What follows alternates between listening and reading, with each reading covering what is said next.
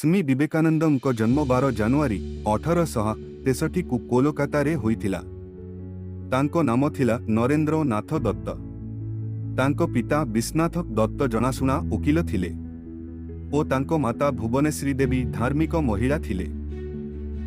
मातांको संस्काररू नरेंद्र भितरे आध्यात्मिकता आसीथिला।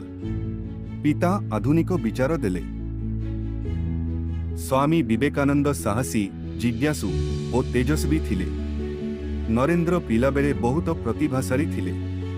पाठरे तेज, संगीत, भलो गायक आउ कुस्ती भरी खेलरे निपुण थिले।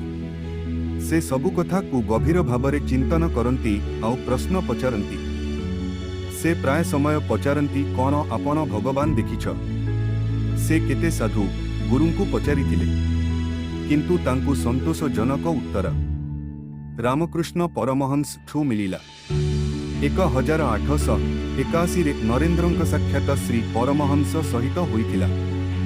रामकृष्ण परमहंस सीधा उत्तर देइथिले, हाँ मु भगवान को देखिछि। मु तांकु स्पष्टता सहित देखिछि जेमिति मु तुमको देखुछि। सुनी करी नरेंद्रଙ୍କ दिग बदली गला। धीरे धीरे धीरे तांको शिष्य हेले आउ आध्यात्मिकता जीवन को आपणैथिले। रामकृष्णଙ୍କ देहांत परे नरेंद्र सन्यास हेले। परे स्वामी विवेकानंद नामरे परिचित हेले। सन्यास जीवन आपणे पूरा जीवन समाज सेवा और राष्ट्र सेवारे समर्पित हेले। स्वामी विवेकानंद पूरा भारत पादरे भ्रमण करिथिले। से देखिले ग्रामरे गरीब, अज्ञान, कुप्रथा बढ़ी चलीछि। से अनुभव कि देश को जागृत करिबा दरकार। शिक्षा, आत्मविश्वास और एकता रे ही भारत आगको बढ़ी पारे। 11 सेप्टेम्बर 1863 रे अमेरिकार चिकागो शहर रे विश्वधर्म महासभा अनुष्ठित होइथिला। World parliament of religions Swami Vivekananda Bharat प्रतिनिधित्व करिबा पई से सेठी पहुंची थिले। जेबे sister and brother of America भाषण आरंभ कले, पूरा 2 मिनिट पर्यंत पूरा सभा ताली रे कंपन होइथिला। दुनिया को जणाइले जे सबु धर्म समान। भारत संस्कृत और वेदांतर कथा वासुदेव कुटुंबकम संपूर्ण विश्व एक परिवार अटे। एही भाषण आज भी इतिहासर सबुठारु बड़ भाषण अटे। स्वामी विवेकानंद युवक को सबुबेले कहंती, उठ, जाग, आउ सेते पर्यंत अटक नाही जेते पर्यंत तुमर लक्ष्य पूरण होई नाही।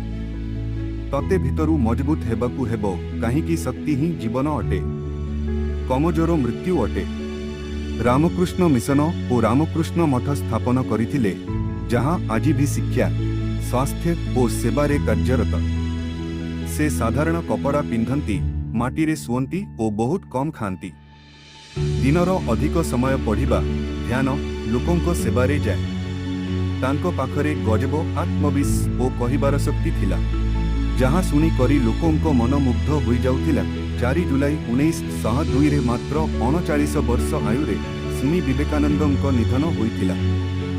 से कहिथिले, मु 40 वर्ष पर्यंत बंजीबी, ताहा ठारू अधिक नुह। ताहा आजी सत हेला। आज भी स्वामी विवेकानंद युवक मानक पई आदर्श अटंती। तांकर जन्मदिन को 12 जनवरी को भारतर राष्ट्रीय योग दिवस भावरे पालन करा जाए।